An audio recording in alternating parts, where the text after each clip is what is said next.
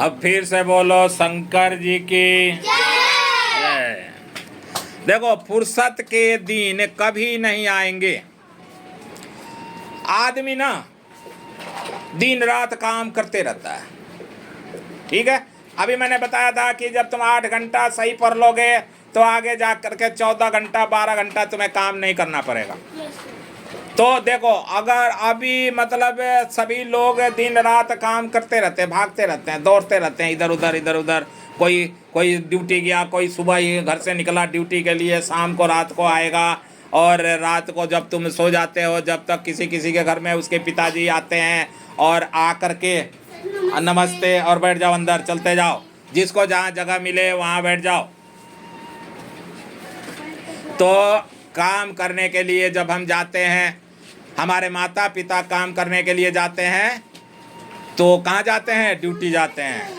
काम करने कहीं ना कहीं जाना पड़ेगा। कोई फैक्ट्री में जाता है, कोई सरकारी नौकर है तो नौकरी में जाता है, नौकरी करने जाता है। कोई प्राइवेट नौकर है, कोई रिक्शा चलाता है, कोई मारुति चलाता है, कोई कार चलाता है, कोई कार ड्राइवर है, कोई रेलवे ड्राइवर है, कोई पायलट है। सबको अपनी अपनी ड्यूटी है।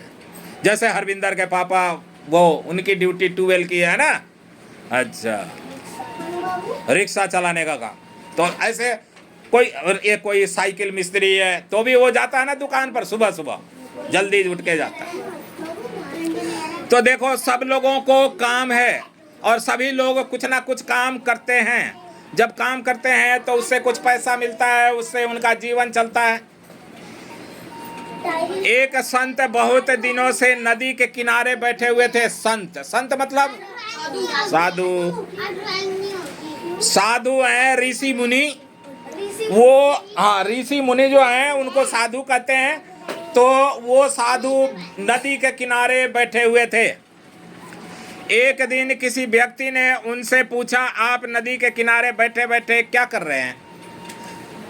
जब नदी के किनारे कोई अकेला बैठा हो तो कोई भी आता जाता पूछेगा, बाबा आप यहाँ क्यों बैठते हो? आप यहाँ बैठ करके क्या करते हो? बहुत सारे मन में प्रश्न बनेगा। तो संत ने कहा, इस नदी का जल पूरा का पूरा बह जाए इसका इंतजार कर रहा हूं मैं। नदी का पानी पूरा कभी बह सकता है नहीं। पर वो संत ने, साधु ने कहा कि जब तक ये नदी का पानी पूरा बहकर चला नहीं जाएगा तब तक मैं यहाँ से जाऊंगा नहीं। कहाँ से? नदी के किनारे से। क्या कहा? हाँ, जब तक पानी नहीं बहेगा तब तक पूरा पानी बह के नहीं चला जाएगा, जब तक मैं यहाँ से नहीं जाऊंगा। बह जाए इसका इंतजार कर रहे हैं साधु महाराज। पूरे पानी बह जाए इसका इंतजार कर रहे हैं। संत ने कहा, मुझे दूसरे पार जाना है। अब उनको पूरा पानी बह जाने का क्यों इंतजार था? क्योंकि इस पार से उस पार साधु को जाना था। ठीक है। तो देखो वो साधु है ना।